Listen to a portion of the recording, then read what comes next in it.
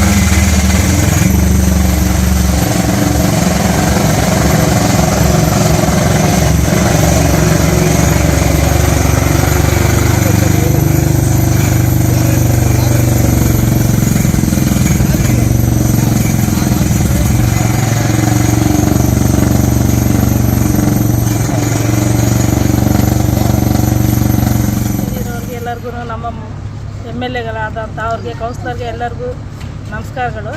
ಇವಾಗ ಈ ಸಂದರ್ಭದಲ್ಲಿ ನಾನು ಸಂತೋಷದ ಮಾತು ಹೇಳ್ತೀನಿ. ಈ ವಾರ್ಡಲ್ಲಿ ತುಂಬ ನೀರಿನ ಸಮಸ್ಯೆ ಇತ್ತು, ನೀರು ಸರಿಯಾಗಿ ಬರ್ತಾ ಇಲ್ಲ. ನಮ್ಮ ಮಿನಿಸ್ಟರ್ ಆದವರು MC ಸುಧಾಕರ್ ಸರ್ ಅವರು ನಮಗೆ ಅನುಕೂಲ ಮಾಡಿಕೊಟ್ಟಿದ್ದಾರೆ. ಅದು ನಮ್ಮ ಅದೃಷ್ಟ. ಅಂದರೆ ನಮ್ಮ ಸ್ಕೂಲ್ ಮುಂದೆನೇ ಪಾಯಿಂಟ್ ಬಿದ್ದಿರೋದು, ಅದು ಒಂದು ನಮಗೆ ಅನುಕೂಲ ಆಗಿದೆ. ಈ ಏರಿಯಾಗೆಲ್ಲ ನೀರಿನ ಸಮಸ್ಯೆ ಸ್ವಲ್ಪ ಕಮ್ಮಿ ಆಗುತ್ತೆ. ಅದೇ ರೀತಿ ರೋಡ್ಗಳದ್ದು ಸ್ವಲ್ಪ ತೊಂದರೆಗಳಿದೆ. ಇದರ ಮುಖಾಂತರ ನಮ್ಮ ಕೌನ್ಸಿಲರ್ಗೂ ನಾನು ಹೇಳ್ಕೊಳ್ತೀನಿ, ರೋಡ್ಸು ಸ್ವಲ್ಪ ನಮಗೆ ಸ್ಯಾಂಕ್ಷನ್ ಮಾಡಿಸಿ ಸ್ವಲ್ಪ ಅನುಕೂಲ ಮಾಡಿಕೊಟ್ರೆ ಈ ಸ್ಲಮ್ ಏರಿಯಾನು ಸ್ವಲ್ಪ ಇಂಪ್ರೂವ್ ಆಗುತ್ತೆ. ನಮ್ಮ MC ಸರ್ ಬಂದಾಗಿಂದನೂ ಸ್ವಲ್ಪ ಇಂಪ್ರೂವ್ಮೆಂಟ್ ಆಗಿದೆ ನಮ್ಮ ಏರಿಯಾನು. ಇನ್ನು ಸ್ವಲ್ಪ ಮುಂದೆ ಅನುಕೂಲ ಮಾಡಿಕೊಟ್ರೆ ಎಲ್ಲರಿಗೂ ಸಂತೋಷವಾಗಿರುತ್ತೆ, ಅನುಕೂಲ ಆಗುತ್ತೆ. ನಮ್ಮ ಸುಧಾಕರ್ ಸರ್ ಅವ್ರಿಗೂ ಧನ್ಯವಾದಗಳನ್ನು ತಿಳಿಸ್ತೀನಿ.